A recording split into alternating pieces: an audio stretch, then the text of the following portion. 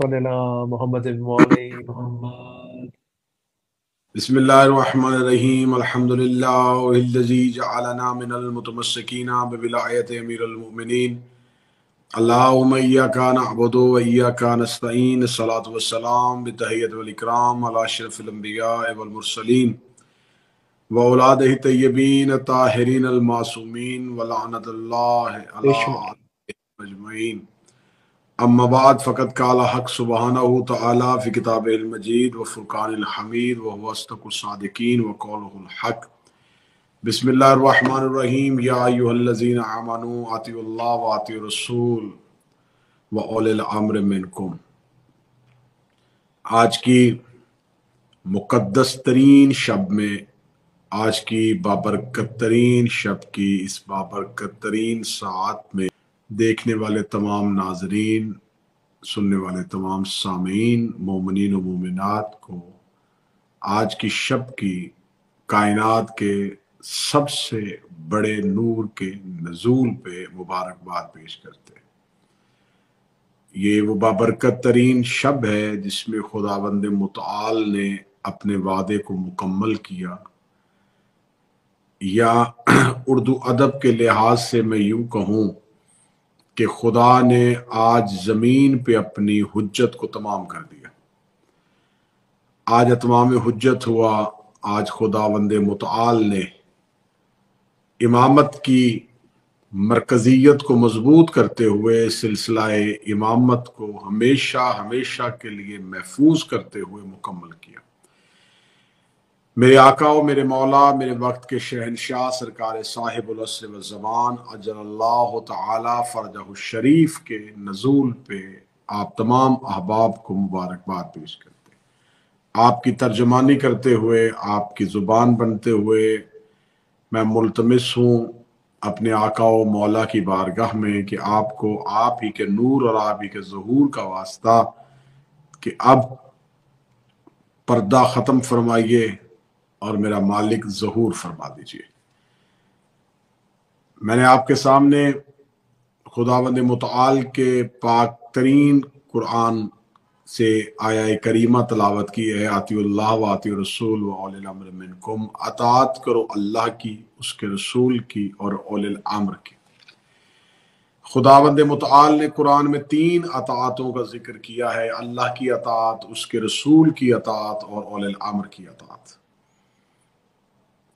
اطاعت کسے کہتے ہیں؟ پیروی کو کہتے ہیں. اطاعت بندگی کو کہتے ہیں. خدا تقاضا کر رہا ہے بشر سے کہ اطاعت اللہ کی کرو، جیسی اللہ کی کرو بالکل ویسی ہی اس کی رسول کی کرو، اور جیسی اس کے رسول کی کرو بالکل ویسے ہی اولی الامر کی کرو. اولی الامر سے مراد اللہ پہ جھگڑا نہیں ہے، رسول پہ اختلاف نہیں ہے، اختلاف ہے اولی الامر پہ. اور اس کائنات کے سب سے بڑے خالق اور مالک کے کلام کا یہ حسن ہے کہ جہاں پر انسانیت کا امتحان لینا ہوتا ہے وہاں پر وہ نام بھی نہیں لیتا. تھی کہ اللہ پہ اختلاف نہیں ہوگا، اس نے نام لے لیا. رسول پہ جھگڑا نہیں ہوگا، اس نے نام لے لیا. اے میرے آقا و مولا، اے خداوند متعال، آپ جانتے تھے تو آپ یہاں پر جہاں اپنا اور رسول کا نام لیا تھا، یہاں پر اولی الامر کی جگہ پہ نام لے لیتے تاکہ اختلاف ختم ہو جاتا. تو شاید تقاضا قدرت یہی تھا کہ امتحان بھی قیامت والے دن اللہ کی وحدانیت پہ نہیں ہونا، رسول کی رسالت پہ نہیں ہونا. قیامت والے دن امتحان بھی اولی الامر کی ولایت پہ ہونا. تو جس پہ امتحان مقصود تھا وہیں پہ نام ہی کو پوشیدہ کر دیا گیا. اللہ کی اطاعت کرو، رسول کی اطاعت کرو، اولی الامر کی اطاعت کرو. امر سے 29 کے قریب معنی علماء لغت نے لیے ہیں. جو عربی زبان سے مختلف زبانوں کو کشید کرتے ہیں انہوں نے امر سے مراد 29 معنی لیے. امر سے مراد حکم، امر سے مراد حکومت، امر سے مراد عزت، امر سے مراد دولت. اور خدا نے قرآن میں امر کو مختلف معنوں میں استعمال کیا ہے. کہیں زندگی کے معنوں میں استعمال کیا ہے، کہیں موت کے معنوں میں استعمال کیا ہے، کہیں رزق کے معنوں میں استعمال کیا ہے، کہیں عزت کے معنوں میں استعمال کیا ہے. تو اب 29 کے قریب قرآن ہی میں سے معنی امر کے نکل رہے ہیں۔ امر سے مراد زندگی ہو، امر سے مراد موت ہو، امر سے مراد رزق ہو، امر سے مراد بندگی ہو، امر سے مراد حکم ہو، امر سے مراد اطاعت ہو، جیسا بھی امر سے مراد لیا جائے 29 کے 29 معنوں کے بعد انسانیت کو ماننا پڑے گا۔ اول الامر اسے کہتے ہیں جو موت پہ بھی حکومت رکھتا ہو، زندگی پہ بھی حکومت رکھتا ہو، رزق بھی بانٹ سکتا ہو، عزتیں بھی دے سکتا ہو۔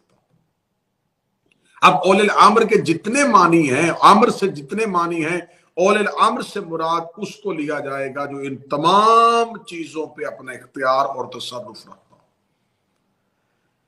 لیکن بغض اہل بیت کی انتہا، دشمنی اہل بیت کا نتیجہ، عداوت علی ابن ابی طالب کا نتیجہ ہے کہ مسلمان مولویوں نے، امت نے گمراہ ہوتے ہوئے کیا کام کیا کہ انہوں نے اول الامر سے مراد حاکم وقت لیا، اول الامر سے مراد بادشاہ وقت لیا۔ جو بھی وقت کا بادشاہ ہوگا اسے اول الامر کہا جائے گا۔ تو اگر بادشاہ وقت اول الامر ہے تو اس وقت دنیا میں جتنے بھی اسلامی ممالک ہیں، جتنی بھی اسلامک کنٹریز ہیں، وہ مجھے بتائیں کہ ہر ایک اسلامی ملک کا اپنا علیحدہ حاکم اور اپنا علیحدہ بادشاہ ہے۔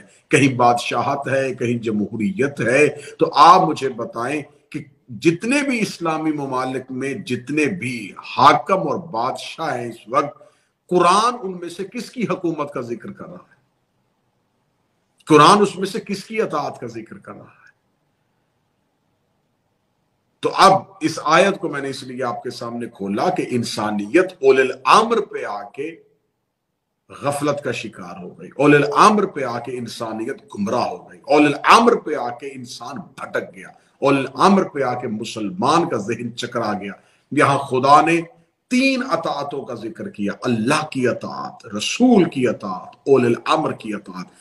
اور علماء تفسیر اس بات پہ گواہ ہیں، جو قرآن شناسی کرتے ہیں، جو قرآن کی تلاوت لوگ کرتے ہیں، وہ خود جو قرآن کو باریک بینی سے پڑھتے ہیں، جو قرآن کو صرف زبانی رٹا نہیں لگاتے، جو قرآن میں تدبر کرتے ہیں، جو قرآن میں تعقل کرتے ہیں، وہ یہ بات جانتے ہیں کہ خدا کے ہاں یہ طریقہ کار ہے، خدا کے ہاں یہ گفتگو کا حسن ہے کہ قرآن میں سے اسی وزن میں آیت اگر نکال لی جائے تو آپ کو معنی کھل کے سامنے آ جاتا ہے۔ اب ہمیں قرآن ہی کی طرف جانا پڑے گا اور دیکھنا پڑے گا کہ یہاں خدا نے اللہ کی اطاعت، رسول کی اطاعت، اول الامر کی اطاعت اپنا نام لیا، رسول کا نام لیا، لیکن اول الامر کا نام نہیں لیا۔ کیا قرآن میں ایسی ہی کوئی تشبیہ والی آیت ہے؟ کیا قرآن میں اس سے ملتی جلتی کوئی مشابہ آیت ہے جس سے ہمیں اس آیت کا معنی کھل کے سامنے آ سکے؟ تو ایک آیت قرآن میں سے اور نظر آ رہی ہے جس کا لہجہ بالکل ایسا ہی ہے۔ یہاں خدا کہہ رہا ہے اطیعوا اللہ واطیعوا الرسول واولی الامر منکم، اطاعت اللہ کی کرو، اس کے رسول کی کرو اور اولی الامر کی کرو۔ 2 نام لیے، تیسرا نام نہیں لیا۔ قرآن کی ایک اور آیت ہے، بسم اللہ الرحمن الرحیم، انما ولیکم اللہ ورسولہ والذین آمنوا الذین یقیمون الصلاۃ ویؤتون الزکاۃ وهم راکعون۔ اللہ تمہارا ولی ہے، رسول تمہارا ولی ہے، اور وہ ولی ہے جو حالت رکوع میں زکوٰۃ دیتا ہے۔ وہاں 2 اطاعتیں ہیں، تیسری کا نام نہیں، یہاں 2 ولایتیں ہیں، تیسرے کا نام نہیں۔ اس کا مطلب ہے کہ یہاں دیکھنا پڑے گا کہ یہاں تیسری ولایت کس کی ہے۔ تو یہاں خدا نے نشانی دے دی ہے، وہ حالت رکوع میں زکوٰۃ دیتا ہے، وہ گھر میں بیٹھ کے نہیں دیتا، وہ تخت میں بیٹھ کے نہیں دیتا، وہ دربار سجا کے نہیں دیتا، وہ شور مچا کے نہیں دیتا، وہ حالت رکوع میں زکوٰۃ دیتا ہے۔ زکوٰۃ دینا خود ایک عمل ہے، زکوٰۃ دینا خود ایک نیکی ہے، اور کبھی بھی عبادت کے اندر عبادت نہیں ہو سکتی، کبھی عبادت کے اندر دوسری عبادت نہیں ہو سکتی۔ اگر کوئی بندہ نماز پڑھ رہا تھا تو نماز کے اندر دوسری عبادت کیسی؟ واحد کائنات میں ابو طالب کا بیٹا علی ہی تھا جس نے حالت رکوع میں انگوٹھی زکوٰۃ میں دی، اور علماء اہل سنت نے بھی اسے تسلیم کیا۔ تو اس کا مطلب ہے کہ خدا نے تیسری ولایت علی کی کہا ہے، تو یہاں بھی تیسری اطاعت علی اور علی کے 11 بیٹوں کی ہے۔ نعرہ حیدری علی علی علی علی جی کے بلا جی۔ اب اگر پہلا نتیجہ کھل کے سامنے میرے سامعین کے سامنے آیا تو پھر ہمیں اس بات کی طرف بڑھنا پڑے گا کہ اول الامر سے مراد کون ہے۔ آئیے اول الامر کا ایک اور ترجمہ قرآن ہی کے بہترین اور زیادہ پڑھی جانے والے آیت سے نکال لیتے ہیں۔ بسم اللہ الرحمن الرحیم، انا انزلناہ فی لیلۃ القدر وما ادراک ما لیلۃ القدر لیلۃ القدر خیر من الف شہر तनज़्ज़लुल मलाइकतु वर्रूहु फ़ीहा बिइज़्नि रब्बिहिम मिन कुल्लि अम्रिन सलाम। बेशक हमने कुरान को इस कद्र की रात में उतारा, और तुम क्या जानो ये कद्र की रात क्या है। कद्र की रात 1000 महीनों से अफजल है। तनज़्ज़लुल मलाइकतु वर्रूहु, ये वो रात है जिसमें मलाइका उतरते हैं, ये वो रात है जिसमें रूहुल अमीन उतरता है। किस लिए उतरता है? तनज़्ज़लुल मलाइकतु वर्रूहु फ़ीहा बिइज़्नि रब्बिहिम मिन कुल्लि अम्र, वो अल्लाह की इजाजत के साथ उतरते हैं ताकि अम्र ले सके। यहां पर भी लफ्ज अम्र आ गया है। वहां अतात किसकी थी? ओलिल अम्र की। यहां खुदा कह रहा है कि फरिश्ते और रूह को मैं जमीन पे उतारता हूं अपनी इजाजत दे के, ताकि वो अम्र लेके आए। तो यहां खुदा को तो ये कहना चाहिए था कि फरिश्ते अर्श से अम्र लेके जमीन की तरफ जाते हैं, फरिश्ते अर्श से अम्र लेके जमीन की तरफ पलटते हैं, रूहुल अमीन अर्श से अम्र लेके जमीन की तरफ पलटता है। अल्लाह अर्श पे है, खुदा अर्श पे है, और अम्र जमीन से किससे दे रहा है? तो या तो मेरे खुदा तू ये कहे कि मैं जमीन पे रहता हूं और जमीन से अपना अम्र आसमान पे भेजता हूं। रहता तू आसमानों पे है, अम्र जमीन से जाता है। जन्नत का तज़किरा आसमानों पे है, अम्र जमीन से जाता है। मलाइका आसमानों पे है, अम्र जमीन पे जाता है। तो इसका मतलब है कि खुदावंद मुताल ने कुरान की आयत में बता दिया कि फरिश्ते जमीन से अगर अमर लेके जाते हैं तो इसका मतलब है कि जमीन पे कोई औलिल अमर मौजूद है। अल्लाहुम्मा सल्ली अला मुहम्मद व अलैहि मुहम्मद। जी के जी, क्या जिस बात। औलिल अमर का तज़किरा है वो औलिल अमर जमीन पर मौजूद है। इसका मतलब ये नहीं है कि वो सिर्फ जमीन ही पर है और उसका आसमान पर तसर्रुफ नहीं। यही तो औलिल अमर की इज्जत है, यही तो औलिल अमर का इख्तियार है कि रहता जमीन पे है, हुकूमत आसमान पे कर रहा है। जी के रहता वो अर्श पे है और तसल्लुत फर्श पे है। तो अर्श और फर्श के निजाम को जो मिलकर चला रहा है उसे औलिल अमर कहते हैं। क्या बात है जी। अब क्योंकि आज की शब मेरे आका और मेरे मौला, मेरे वक्त के शहनशाह, जिसकी हम रैयत हैं और जिसके हम नौकर हैं, उस मौला के साथ मखसूस है। अकीदाए महदी ऐसा अकीदा है कि जिस पर किसी इंसान को भी कोई एतराज नहीं। कायनात का मुत्तफिका तरीन अकीदा अकीदा महदी है। हर मजहब, हर मसलक, हर फिरका ये कहता है कि कोई आएगा। बल्कि यहां पर मैं अक्सर मिंबर से ये बात कहा करता हूं कि ये मेरे बारहवें की ताकत है, ये मेरे बारहवें का इख्तियार है, ये मेरे मौला का इख्तियार है। जो 11 को इमाम नहीं कहते वो इसे इमाम कहते। क्या बात है किबला। आप किसी अहले सुन्नत, अहले हदीस, किसी गैर शिया से भी पूछ लें तो वो भी हजरत महदी नहीं कहता, वो भी इमाम महदी कहते। हाँ हाँ, इमाम महदी, इमाम महदी, इमाम महदी आएंगे, इमाम महदी आएंगे। जो 11 को नहीं मानता वो 12वें को मान रहा है। ये है हैदर के बेटे की ताकत, जो जाहिर ना हो कि दुश्मन से अपनी इमामत मनवाए उसे महदी कहते। क्या बात है किबला, सुभान अल्लाह। अब यहां पर आकर, क्योंकि बातें बिल्कुल हम सरसरी नहीं करेंगे, बातों की थोड़ी गहराई में जाएंगे, ताकि अपने आका और मौला का पैगाम जो है, अगर हमें मौला ने ये मौका, ये एक प्लेटफॉर्म फराहम किया है, तो हम ये अवाम तक पैगाम पहुंचाएं। अगर 2, 4, 6, 10 लोग भी हदायत की तरफ आ जाएं और मेरे और आपकी मौला की खुशनुदी का बाइस हो। अकीदा महदी जो है वो मुतफिक तरीन अकीदा है, इसमें कोई इख्तलाफ नहीं। झगड़ा किस बात पे है? एक जगह पे आके इख्तलाफ आया। पहला इख्तलाफ ये आया, हमारा अकीदा ये है अहले बैत के मानने वालों का, हमारा अकीदा ये है मौला अली की विलायत के पैरोकार जो हैं। जब मैं अहले बैत के मानने वाले कहता हूं तो अक्सर लोग कहते हैं जी हम जो अहले बैत को मानते हैं, जो रसूल अल्लाह के बाद मौला अली की इमामत के कायल हैं, जो अपना दीन बाद रसूल गदीर से लेते हैं। हमारा ये अकीदा है कि वो आका और मौला दुनिया में आ चुके हैं, अब इस वक्त वो गैबत में हैं और वो जाहिर होंगे। पहली चीज, उलमाए अहले तसन्नुन के यहां ये है کہ ہاں ہم بھی یہی مانتے ہیں کہ امام مہدی ہی آئیں گے، لیکن وہ آ نہیں چکے، وہ پیدا ہوں گے اور پھر زمانے کے سامنے ظاہر ہوں گے۔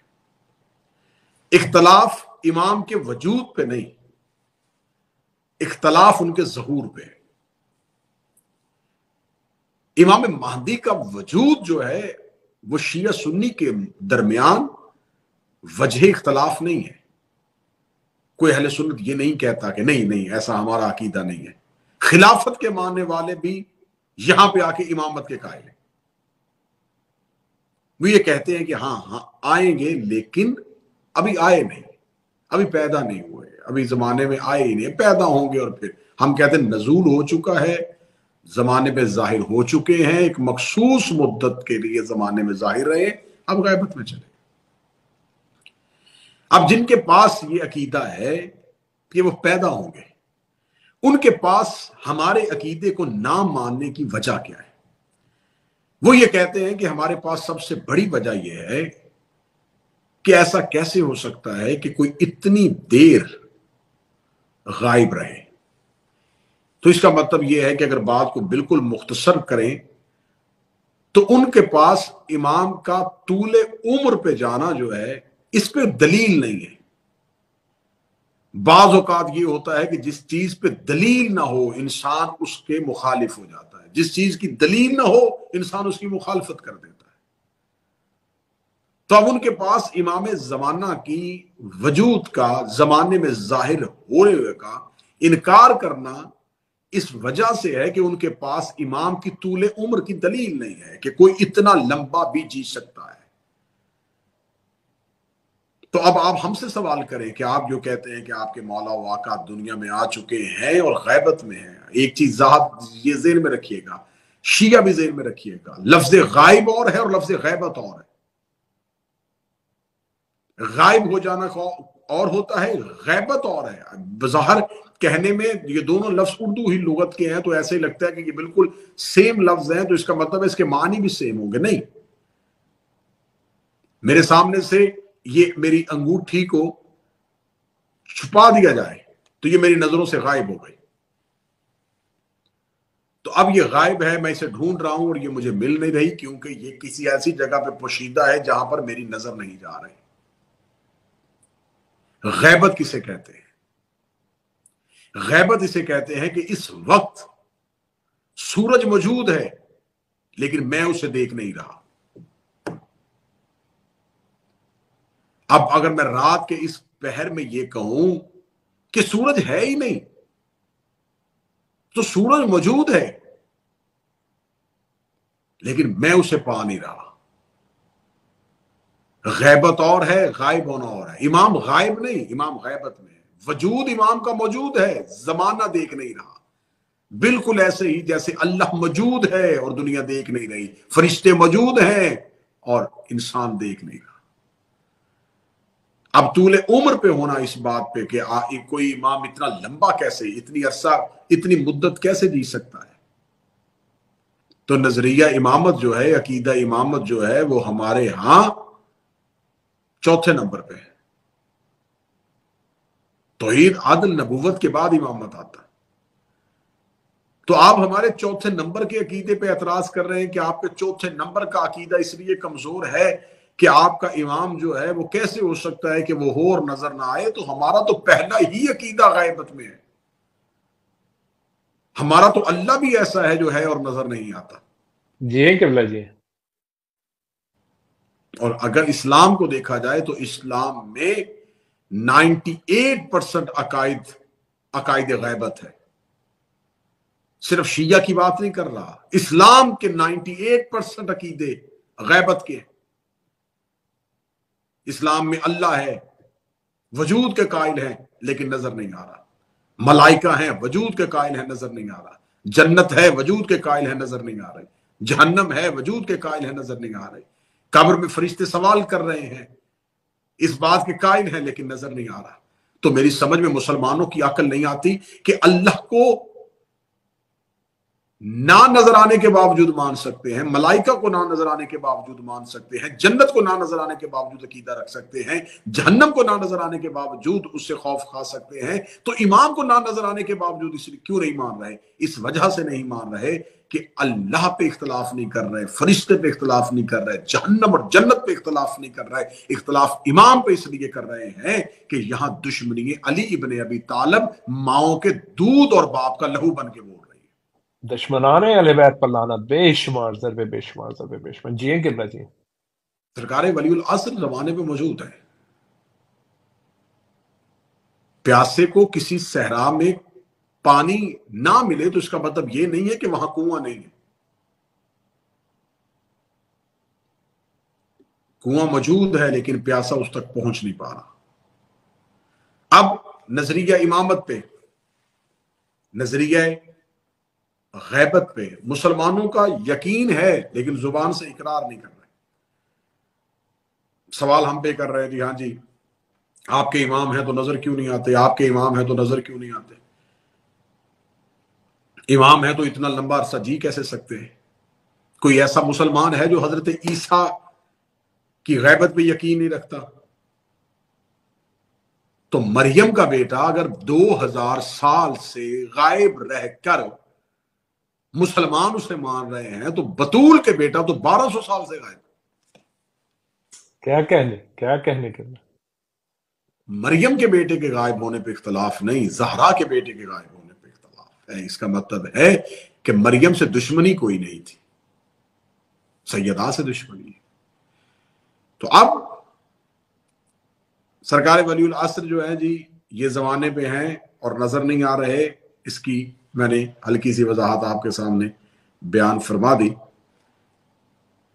تو بعض اوقات قبلہ مرحوم مبلغ اعظم اسماعیل علیہ مقامہ مولا کے منظور نظر مناظر تھے، جناب سیدہ کا حق اور مولا کی ولایت پڑھا کرتے تھے۔ وہ کہا کرتے تھے کہ مخالف جیسا سوال کرے ویسا جواب دیا کرو۔ اس کی وہ پنجابی زبان میں کہا کرتے تھے کہ جی ہو جیا منہ ہو جائی چپیڑ، یعنی کہ جیسا چہرہ ویسا تھپڑ۔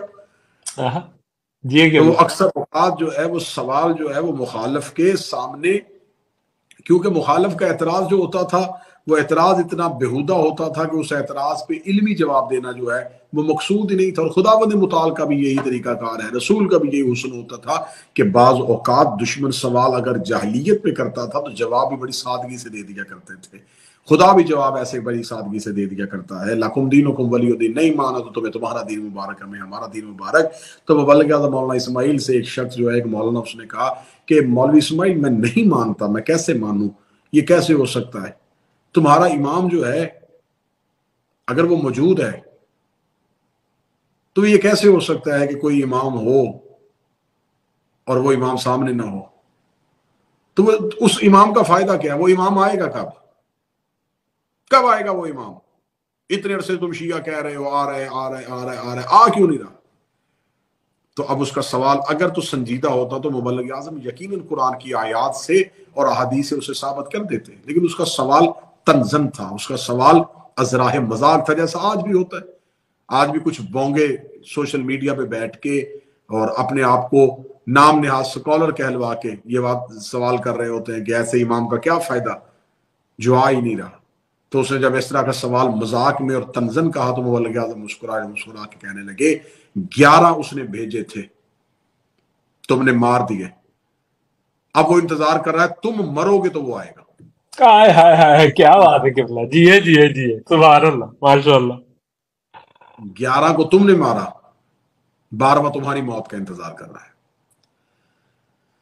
تو اب خداوند متعال نے، اور یہ بات مبلغ اعظم مولانا اسماعیل نے ازراہ تفنن، ازراہ مذاق میں کہی، لیکن حقیقت بھی یہی ہے، خداوند متعال نے انسانیت کی ہدایت کے لیے 11 چراغ چلائے۔ خدا جلاتا رہا، انسان بجھاتا رہا، خدا جلاتا رہا، انسان بجھاتا رہا، خدا جلاتا رہا، انسان بجھاتا رہا۔ وہ ان میں بار بار امام بھیجتا رہا، یہ کسی کو زہر سے، کسی کو تلوار سے، کسی کو تیر سے شہید کرتے رہے۔ خدا نے 12واں چراغ ہدایت اپنی توحید کے فانوس کے اندر جلا دیا۔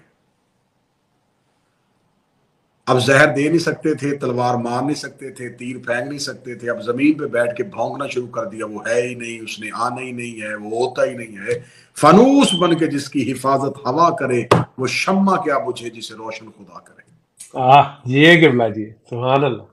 وہ بار بار چراغ جلاتا رہا، یہ بار بار بجھاتے رہے۔ اور اگلے جملے کا لطف سیدزادہ آپ ضرور لیں گے، خدا بار بار امام بھیجتا رہا، یہ بار بار اس امام سے منہ پھیرتے رہے، اور وہ قرآن میں کہتا رہا فَبِأَيِّ آلَاءِ رَبِّكُمَا تُكَذِّبَانِ، تم میری کون کون سی نعمت کو جھٹلاؤ گے۔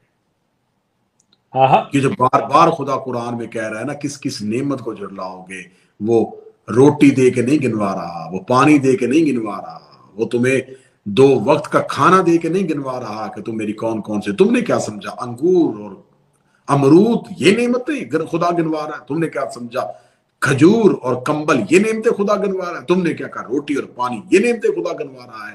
معصوم سے پوچھا گیا، اللہ بار بار قرآن میں نعمتوں کا ذکر کر رہا ہے، نعمت سے قرآن مراد کیا ہے؟ فرمایا نعمت سے مراد ہے ہماری ولایت۔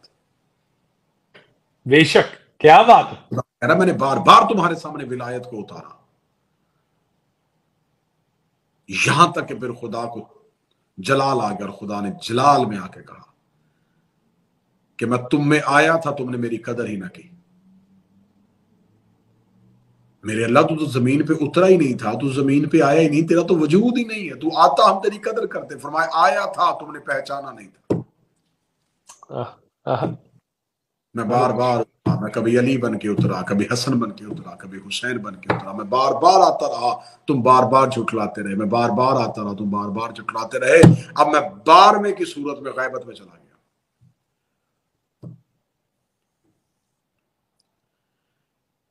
اب یہ سوال کر دینا کہ امام ہیں تو وہ اتنا لمبا کو ایسے جی سکتے ہیں، تو یہ سوال آپ کا نہیں بنتا، یہ سوال انسان کا بنتا ہی نہیں، اس سوال کا بشر سے تعلق ہی نہیں ہے۔ میں ایک سادہ سا بالکل، کیونکہ میں 2+2=4 کے ذریعے اپنی قوم کے مسائل حل کرنے والا خطیب ہوں، میں یہ پوچھنا چاہتا ہوں دشمن کی آنکھوں میں آج آنکھیں ڈال کے کہ مجھے یہ بتائیں زندہ رکھتا کون ہے؟ اللہ۔ تو یہ سوال تو اللہ کی قدرت پہ کر رہے ہو۔ بس زندگی کون دیتا ہے؟ اللہ۔ موت کون دیتا ہے؟ اللہ۔ وہ اللہ چاہے تو اصحاب کہف کو زندہ رکھ لے، وہ اللہ چاہے تو عیسیٰ نبی کو زندہ رکھ لے۔ تو تم خدا کی قدرت پہ اعتراض کیوں کر رہے ہو؟ آج کوئی انسان جتنا مرضی جی لے تو اس سے کیا کہا جاتا ہے؟ زندگی کون دے رہا ہے؟ اللہ۔ اس زمانے میں چور زندہ رہے تو تمہیں کوئی اعتراض نہیں، بدماش زندہ رہے تو تمہیں کوئی اعتراض نہیں، امام کے زندہ ہونے پہ تمہیں اعتراض کیوں؟ لعنت بے شمار ہے حمزہ پر۔ اس کا مطلب ہے کہ تم نے خدا کی قدرت پہ اعتراض کیا ہے، امام کی امامت پہ اعتراض نہیں ہے، خدا کی قدرت پہ اعتراض ہے۔ یہ ایک بنیادی فلسفہ تھا جو میں نے آپ کے سامنے بیان کیا غیبت کا۔ آئیے اب جشن کی طرف بڑھتے ہیں۔ خداوند متعال نے 11 حجتوں کو مسلسل متواتر زمین پہ اتارا، اور جب بھی ہم آئمہ کے اعتبار سے کوئی نہ کوئی جشن یا کوئی نہ کوئی شہادت کے اعتبار سے کوئی نہ کوئی ہمارا پروگرام ریکارڈ ہوتا ہے تو ہم اس پروگرام میں آپ کے سامنے یہ ضرور بیان کرتے ہیں کہ 7ویں امام کے دور کے بعد غیبت شروع ہو گئی تھی۔ 6ٹھے امام کا دور ظاہر دور تھا، 6ٹھے امام کا دور، یہ 6ٹھے امام کا دور ہی وہ واحد دور تھا جس میں امامت مسلسل امت کے سامنے ظاہر رہی ہے۔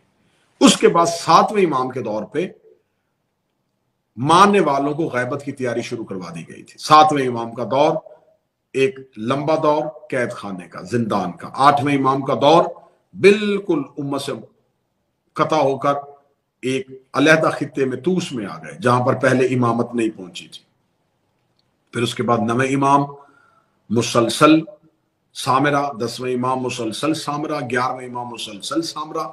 تو 6ٹھے امام کے بعد امت کو تیاری کروانی شروع کر دی تھی، ذہن سازی یوں شروع ہو گئی تھی۔ 6ٹھے امام نے علم اتنا پھیلا دیا تھا، حدیثیں اتنی رٹا دی تھی، اہل بیت کے علوم کو زمانے میں اتنا جاری کر دیا تھا کہ امامت کو پتا تھا کہ اب اگلی 6 امامتوں کا جو دور ہے اس میں مختصر غیبت کا دور ہے۔ 9ویں امام، 10ویں امام اور 11ویں امام یہ مسلسل سامرہ میں رہے ہیں۔ میں نے آپ کے سامنے ایک پچھلی मजलिस जो थी इमाम अली नकी अलैहिस्सलाम के हवाले से गालिबन थी, उसमें सामरा की मुकम्मल हिस्ट्री आपके सामने बयान की थी। ये सामरा जो थी वो फौजी छावनी थी। सामरा की वजह क्या थी, इसकी वजह तस्मिया क्या है और ये सामरा क्यों बना था। ये सामरा मखसूस था, ये आर्मी कैंट था, कैंट का एरिया था, यहां पर सिविल लोग रहते नहीं थे और फौज उस दौर के हाकम के अंडर होती है। 9वें इमाम को, 10वें इमाम को और 11वें इमाम को मुसलसल फौजी छावनियों में क्यों रखा गया?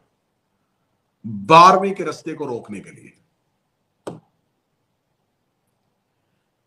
मैं जुमला उर्दू अदब के लिहाज से बेहतर करके बताने लगा हूं, वक्त के हर फरौन को मूसा का डर होता है। बेशक उस दौर के फरौनों को डर था कि आखिरी इमाम आने वाला है। मैं लफ्ज कहूंगा, सैयदजादा इस लफ्ज को वसूल फरमाइएगा, क्या कहने मेरे 12वें की ताकत से, जिसने सिर्फ एक दिन के लिए खैबर के यहूदियों को डराया था, उसे हैदर कहते हैं। जो 1200 साल से कायनात को डरा रहा है, उसे मेहदी कहते हैं। नारे हैदरिया, अली अली अली, क्या बात है, क्या बात। दौर से लोग खौफजदा हैं। आप क्या समझते हैं आज के दौर के खौफजदा नहीं, कब से खौफजदा है? 9वें इमाम के दौर से बादशाह डरना शुरू हो गए थे। अब आएगा, अब आ रहा है, अब आ रहा है, अब आ रहा है। 10वें इमाम का दौर, 11वें इमाम का दौर, फिर 11वें इमाम पे तो बिल्कुल अरसा हयात तंग कर दिया गया, क्योंकि उन्हें खबर थी ये 11वां है और इसी के बाद 12वां है। जो बात मैंने शुरू की थी, उस बात का एक नुक्ता और भी मैं यहां निकाल के दूं। जो ये कहते हैं ना कि इमाम महदी आएंगे लेकिन अभी पैदा होना है, उनको इमाम महदी के वजूद से इनकार नहीं है। वो मौला का ज़हूर क्यों नहीं मान रहे? मैं वजह बता देता हूं। हम किस काम के लिए हैं, हमें मौला ने किस काम की नौकरी दी हुई है, हमें किस काम की तनख्वाह हुसैन इब्न अली देते हैं, मैं वजह बता देता हूं कि इनके अंदर का बुग्स किस बात के है कि ये इमाम ज़माना के दुनिया में आने के, नजूल के अकीदे को क्यों नहीं मान रहे, इस बात के क्यों कायल हैं कि अभी वो पैदा होना है। इस वजह से ये इस बात के कायल हैं कि अगर ये कहेंगे कि इमाम ज़माना आ चुके हैं तो बताना पड़ेगा वो किसका बेटा है। तो फिर इसका मतलब है कि सिर्फ 12वें की इमामत नहीं माननी पड़ेगी, फिर मानना पड़ेगा ये हसन अस्करी का बेटा है और वो बाप भी इमाम था। फिर हसन अस्करी की इमामत को मानना पड़ेगा, फिर उसकी इमामत को नहीं मानना पड़ेगा, फिर अली नकी को मानना पड़ेगा, फिर मोहम्मद तकी को मानना पड़ेगा, फिर मूसा काज़म को मानना पड़ेगा, अली रजा को मानना पड़ेगा, जाफर सादक को मानना पड़ेगा, मोहम्मद बाकर, और ये बात चलती चलती चलती चलती अली की इमामत तक चली जाएगी। क्या बात है। लिहाजा ये इन्होंने नजरिया इमामत से, अली की खिलाफत और इमामत से, कि अगर हम वहां चले गए तो फिर क्या मानना पड़ेगा। मैं बात और खोल देता हूं। अगर ये मान लेते, ये बात समझिएगा, मेरे सामने इस बात को जरूर समझिएगा, अगर ये इस बात के कायल हो जाएं, क्योंकि अवाम अहले सुन्नत का कसूर नहीं है, इनकी अवाम तो भोली भाली है, कसूर तो उन बदबख्त मुल्लाओं का है जिन्होंने अपनी कौम के जहन बंद कर दिए हैं। अगर ये इन्हें कह देंगे, आज बच्चे अहले सुन्नत इनसे सवाल करें कि जब तुम मानते हो कि इमाम महदी, तो फिर उस महदी के क्यों नहीं कायल जिसका किताबों में तज़किरा है, जिसका हमारी किताबों में जिक्र है, फिर उस इमाम की क्यों नहीं कायल? वो तो दुनिया में आ चुके। तुम्हारे पास यही दलील है ना कि वो दुनिया में है, तो इतना लंबा अरसा तक कैसे कोई मुमकिन नहीं है? तो मुमकिन हमने बता दिया कि मलाइका मौजूद है और नजर नहीं आते, अल्लाह मौजूद है और नजर नहीं आता। कायनात में आपके मुसलमानों के तमाम अकीदे जो हैं वो तो गैबत में।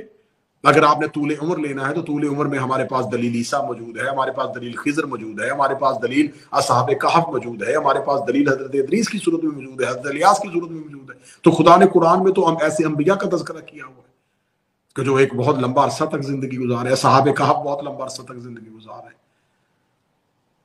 तो आप तूले उम्र से हम दलील दे सकते। असल इख्तलाफ किस बात पे है? असल इख्तलाफ इस बात पे है कि अगर ये मान लेंगे ये वही इमाम महदी हैं जो हसन अस्करी के बेटे थे, तो फिर इमाम हसन अस्करी को इमाम मानना पड़ेगा। अगर उसको इमाम मानेंगे तो फिर देखना पड़ेगा कि उसके दौर में मुखालिफ बादशाह कौन था, वो अब्बासी बादशाह, उसकी मुखालफत करनी पड़ेगी। फिर मानना पड़ेगा कि अली नकी के दौर में कौन बादशाह था, उसकी मुखालफत करनी पड़ेगी। फिर अब्बासियों से चलते चलते चलते चलते चलते ماننا پڑے گا کہ حسین کے دور میں یزید کی مخالفت، حسن کے دور میں معاویہ کی مخالفت، اور علی کے دور میں آنے والی خلافت کی مخالفت. دشمنانے اہل بیت پر لعنت بے شمار، ضرب بے شمار. یہ قبلہ اس مخالفت، وہ مخالفت نہیں کر سکتے. بس اس مخالفت سے بچنے کے لیے انہوں نے یہ عقیدہ دے دیا. اور عقیدہ کیا دیا؟ یہ ابی داؤد کی روایت ہے، تو اس روایت کا بھی ہم آپریشن کر دیتے.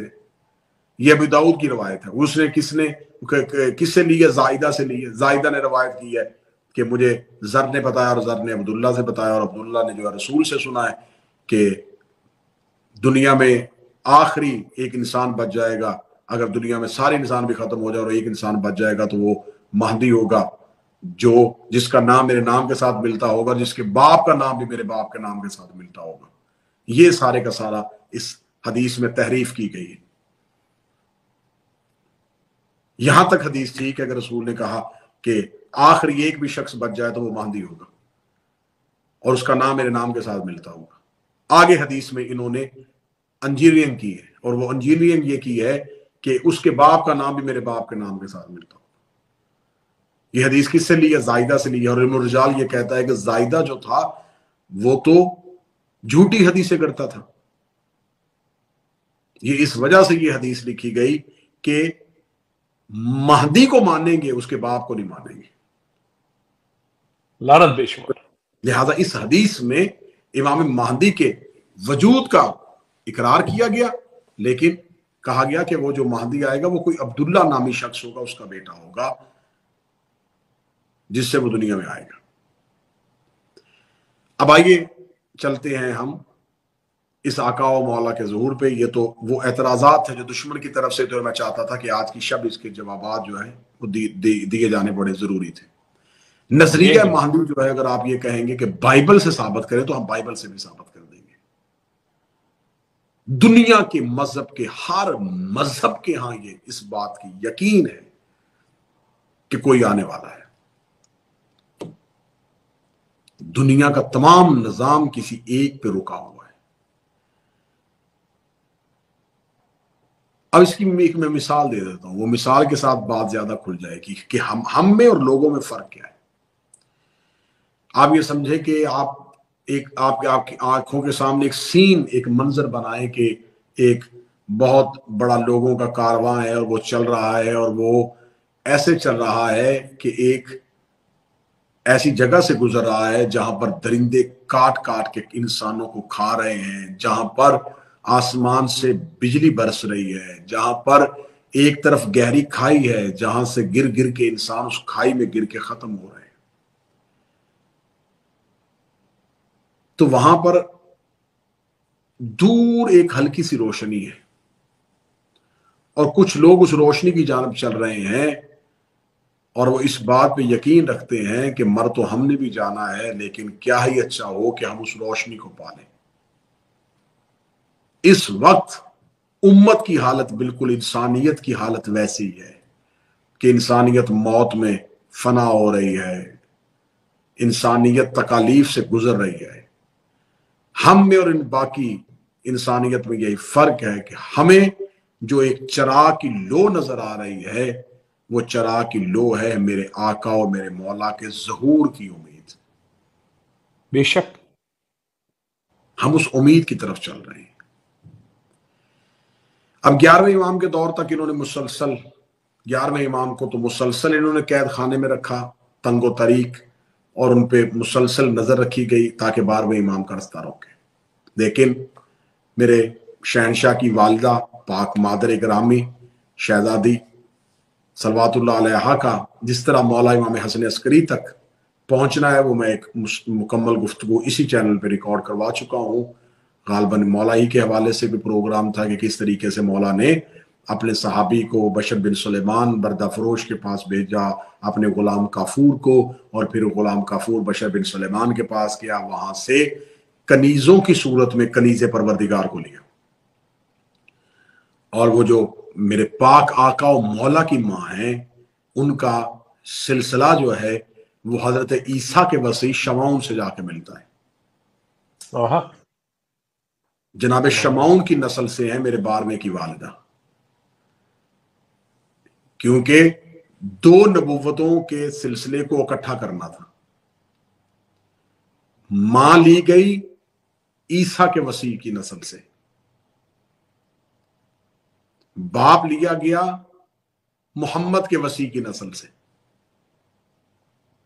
ادھر سے علی کا بیٹا، ادھر سے نسل شمعون. شمعون حضرت عیسیٰ کے وصی تھے.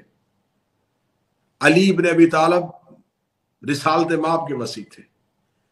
لیکن دونوں کے وصیوں میں فرق ہے کہ جب ادھر سے شمعون کی نسل سے 12ویں کی ماں، حیدر کی نسل سے 12ویں کا باپ، لیکن جب 12ویں کی صورت میں نسل شمعون اور نسل علی اکٹھی ہوئی تو پھر جب عیسیٰ دنیا میں آئے گا تو اب عیسیٰ اگلے مصلے پہ نہیں ہوگا، عیسیٰ پچھلے مصلے پہ ہوگا. اللہم صلی اللہ محمد علیہ محمد. جی قبلہ جی، ماشاءاللہ. اب یہ پوری ایک کہانی ہے کہ جناب شمعون کی نسل سے میری آقا میری شہزادی کا تعلق تھا اور وہ کس طریقے سے 11ویں امام تک پہنچی. پھر 255 ہجری میرے آقا و مولا، یہی شعبان کی شب تھی جب چاروں طرف سے گھیراؤ تھا، سپاہیوں کے پہرے تھے، کنیزوں کی صورت میں عورتیں جو تھی وہ امام کے گھر میں پہنچائی گئی تھی تاکہ پوری نظر تھی کہ امام کا رستہ روکے، 12واں امام دنیا میں نہ آ سکے. لیکن انہیں بدبختوں کو کیا خبر تھی، جس دن موسیٰ آنا تھا اس دن فرعون کو نہیں پتا چلا تھا. کیا بات ہے قبلہ. ایسے ماؤں کے بطنوں میں نہیں ہوتے، یہ ماؤں کے شکموں میں نہیں ہوتے، یہ تو نور بن کے نازل ہوتے ہیں. بے شک. حتیٰ کہ جس شب میں میرے مالک کا ظہور ہونا ہے، اس میرے مالک کے ظہور کو اللہ نے ایسا پوشیدہ رکھا. یہ اللہ اور 11ویں کے درمیان راز تھا، کیونکہ 11ویں شہنشاہ اس دور کی حجت تھے. یہ اللہ اور اس دور کی حجت کے درمیان اتنا گہرا راز تھا کہ آپ کو میں اس راز کی کیا بات بتاؤں. یہ اتنا گہرا راز تھا، اللہ اور اس دور کی حجت امام حسن عسکری کے درمیان اتنا گہرا راز تھا کہ ظہور جب میرے 12ویں شہنشاہ کا ہونا تھا، اس سے چند لمحے پہلے میرے مولا امام حسن عسکری نے اپنی بہن حکیمہ خاتون سے کہا کہ جاؤ جا کے نرجس خاتون سے جا کے کہو مصلی عبادت بچھائے کیونکہ میرا بیٹا آنے والا ہے. اتنا گہرا راز تھا کہ ماں کو بھی چند لمحے پہلے بتایا. کیا بات ہے، کیا بات ہے قبلہ، ماشاءاللہ. جی. ماں کو اس کے ظہور سے چند لمحے پہلے خبر ہو تو آوارہ ماؤں کے بچوں کو کیا پتا کہ ان کی ولادت ہوتی ہے یا ظہور ہوتا ہے. دشمنان اہل بیت اللہ پیشوا رامزاد. آقا و مولا نے اپنی بہن جناب حکیمہ خاتون سے کہا کہ آج کی شب یہی وہ شب ہے جس کا خدا نے. اور بار بار میرے مولا 11ویں شہنشاہ اپنے حجرے سے نکل کے صحن میں جا کے آسمان کی طرف دیکھ رہے تھے اور کہتے یہی وہ رات ہے جس کا مجھ سے وعدہ کیا گیا تھا. جناب حکیمہ خاتون کہتی ہے کہ میں نے اپنے بھائی 11ویں امام کو کبھی اس قدر بے چین نہیں دیکھا جس رات بے چین اس رات تھے. یہ بالکل ایسی ہی بے چینی تھی جیسی 13 رجب کو محمد مصطفیٰ کو تھی. نعرہ حیدری علی علی علی. کیا بات ہے. بے چینی تھی جو 13 رجب کو رسالت مآب کو تھی. آج حسن عسکری بے چین تھے، آج اضطراب تھا، آج بے چینی تھی. بار بار نظریں حجرے کی طرف جا رہی تھی. بی بی حکیمہ خاتون کہتی ہیں کہ میں گئی شہزادی بی بی جناب ام القائم کی بارگاہ میں قائم کی پاک مادر گرامی کی حجرے میں گئی اور میں نے انہیں دیکھا کہ وہ اپنے بستر پہ آرام فرما رہی ہیں. میں نے انہیں جگایا اور جگا کے کہا کہ 11ویں شہنشاہ نے حکم فرمایا ہے کہ اٹھیے، یہی وہ رات ہے جس کا وعدہ ہے. شہزادی اٹھی تو بی بی حکیمہ خاتون کہتی ہے میں اس رات بہت 11ویں شہنشاہ کو بے چین دے کے ڈر گئی تھی. میں خوف زدہ تھی، میرا بدن کانپ رہا تھا حجت کی طاقت کی وجہ سے.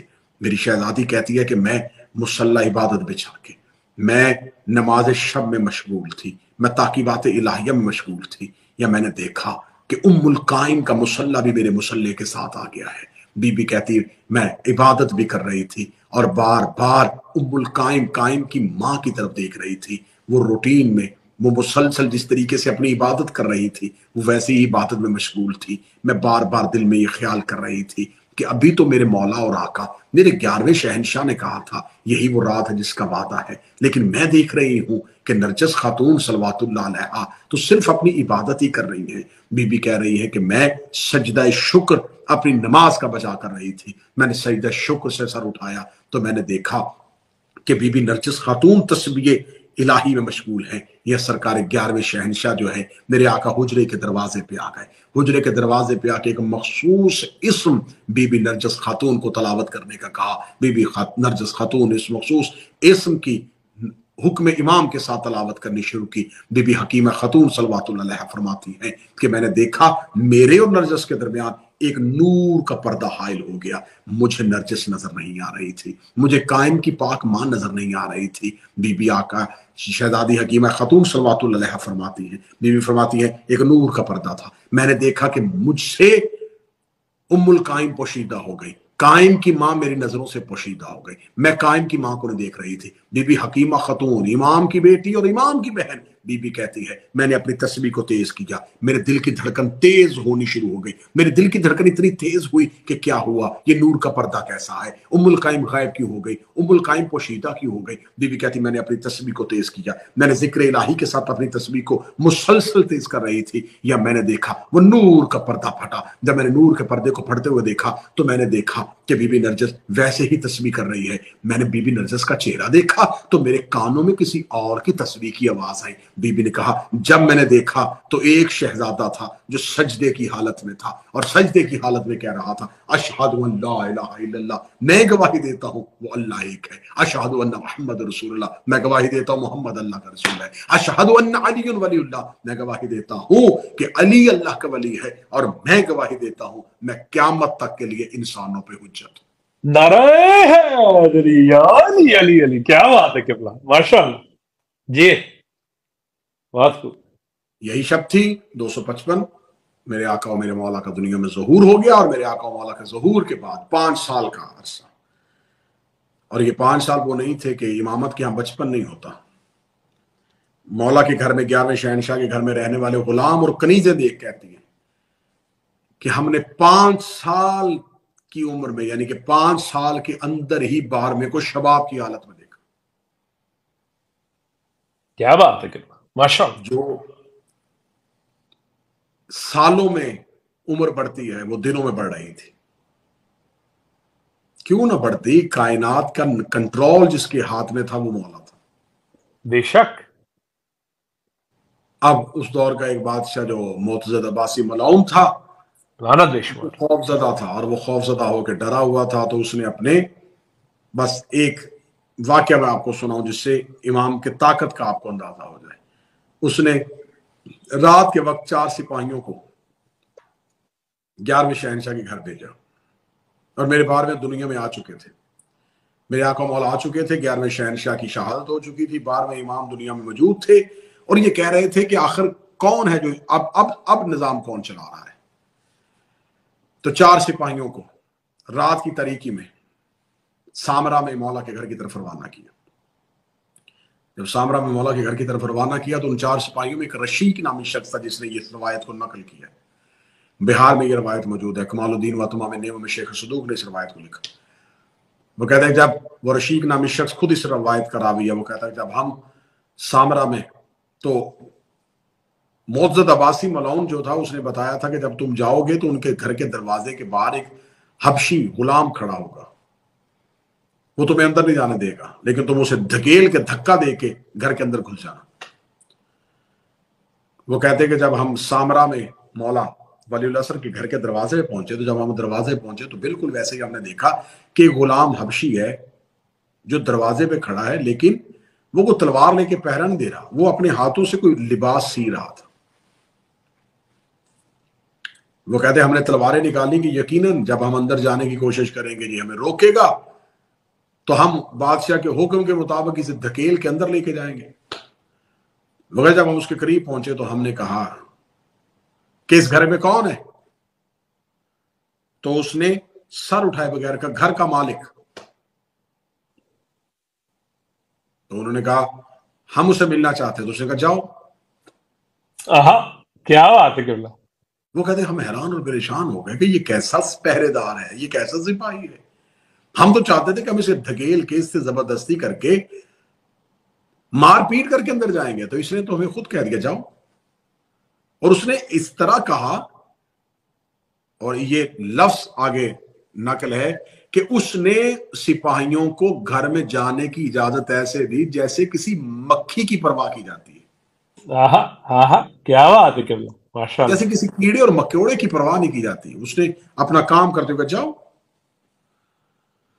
وہ کہتے رشیق نامی شخص کہتا ہے جب ہم اندر داخل ہوئے تو ہم نے دیکھا کہ باہر سے نظر آنے والا چھوٹا سا گھر، جب ہم اندر داخل ہوئے تو ہم نے دیکھا کہ ایک بہت وسیع گھر ہے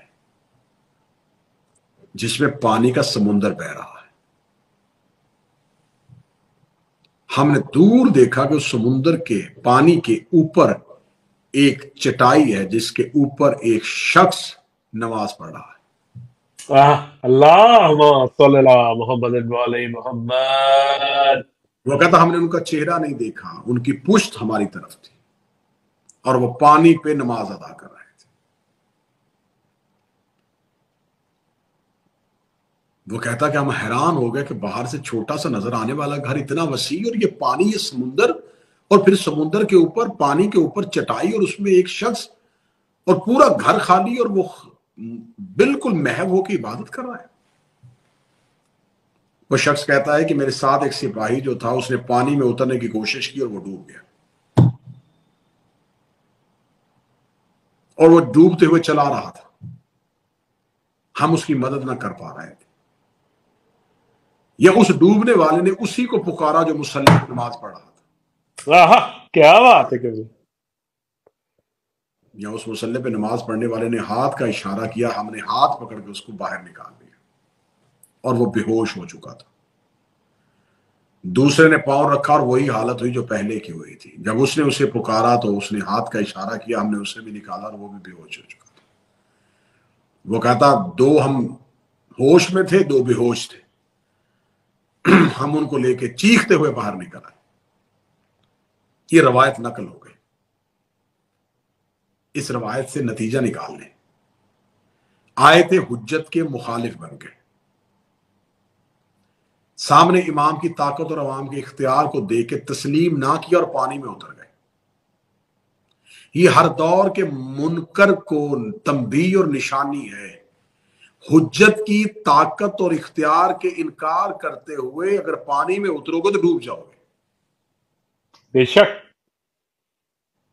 پھر ڈوبتے ہوئے پکارا بھی اسی کو، پھر اپنے امر سے نکالا بھی اس نے. جب اس نے نکال لیا تو اب بے ہوش ہو چکے تھے.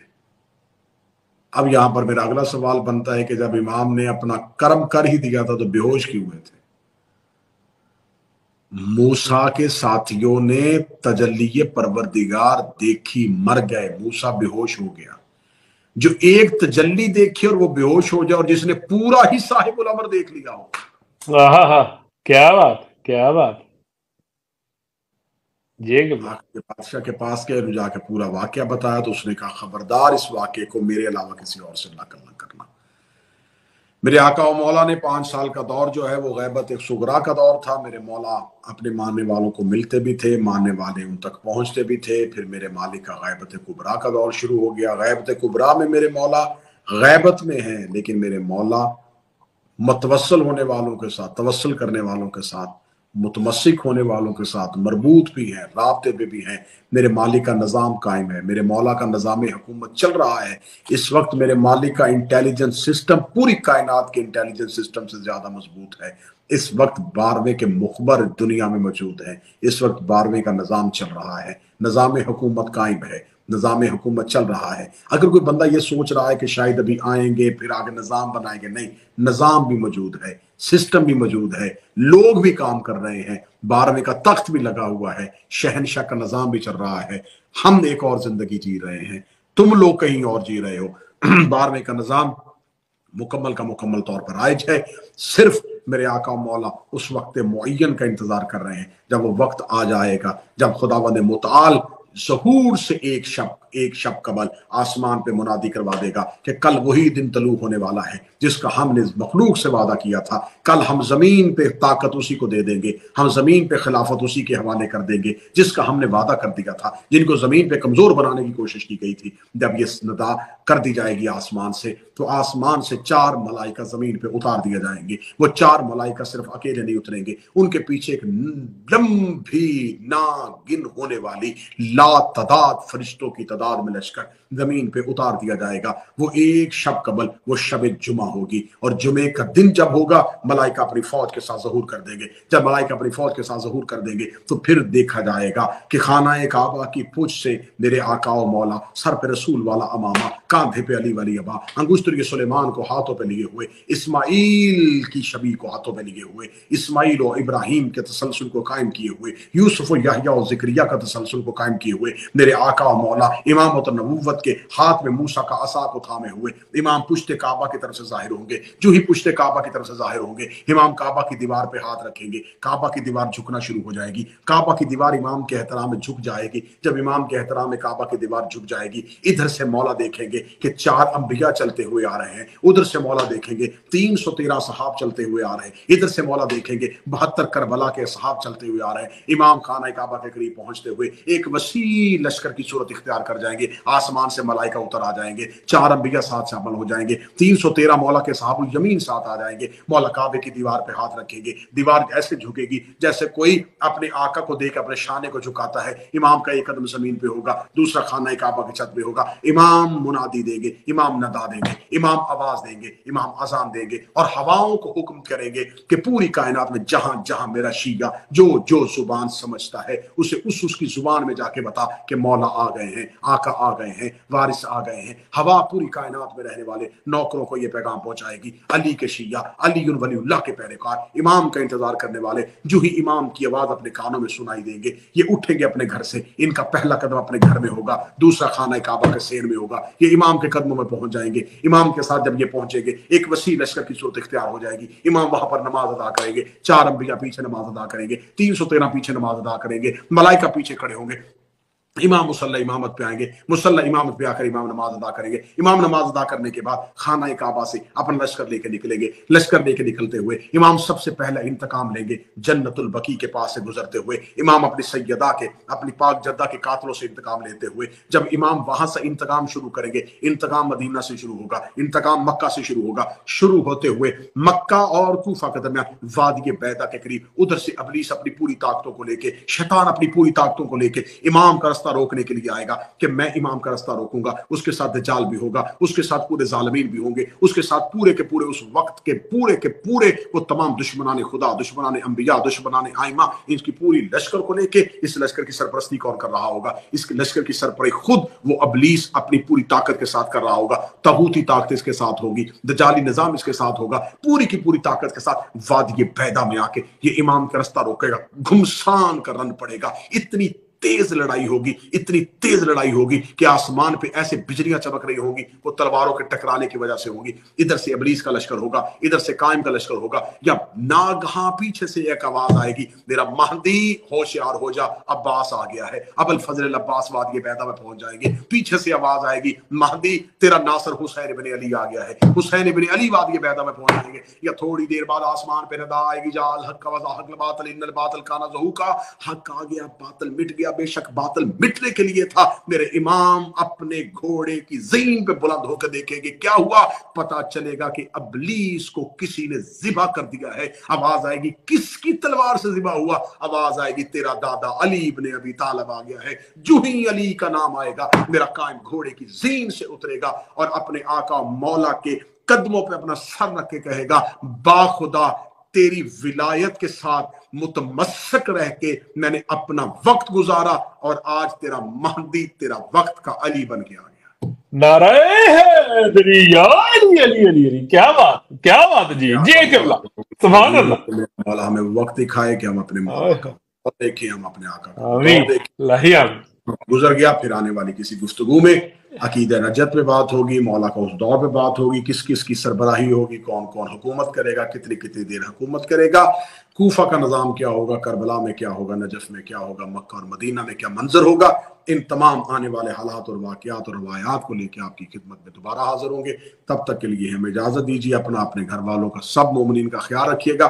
آج کی شب میں ہمیں خصوصاً دعا میں یاد رکھیے گا، یہ نیمہ شعبان ہے، میرے مالک دعا ہے سید انتصار شاہ صاحب کے جتنے مرحومین ہیں انہیں جوار معصومین میں جگہ عطا فرما، اس سیدزادے کی تمام دعائیں، تمام شرعی حاجات کو مستجاب فرما، ان کے بچوں کو تکمیل عطا فرما، میرے مالک واسطہ محمد و آل محمد کی عزت و عصمت و طہارت کا، اس سیدزادے کا رزق، عزت، صحت اور بخت میں اضافہ فرما، سننے والے تمام مومنین کی توفیقات میں اضافہ فرما، جو بیمار ہیں انہیں شفا عطا فرما، جو بے روزگار ہیں انہیں روزگار عطا فرما، جو پریشان حال ان کی پریشانیاں دور فرما۔ میرے مالک آج کی شب کسی مومن کو اپنے گھر سے خالی نہ اٹھانا، آل محمد کی عزت کا واسطہ ہمیں کربلا کی زیارت نصیب فرما، ہمیں روضہ حسین کی زیارت نصیب فرما، ہمیں 12ویں کا سچا سچا سپاہی بنا، ہمیں قائم کے لشکر میں شامل فرما، ہمیں مولا کے سپاہی مشہور فرما۔ جب میرے مولا و آقا آئیں ہمیں اس قابل بنا کہ ہم اپنے مولا کے ساتھ اٹھ سکے، ہم اپنے مولا کی نصرت کر سکے، ہم اپنے مولا کے لشکر میں شامل ہو سکے۔ ربنا تقبل منا انک انت السمیع العلیم، آمین یا رب العالمین۔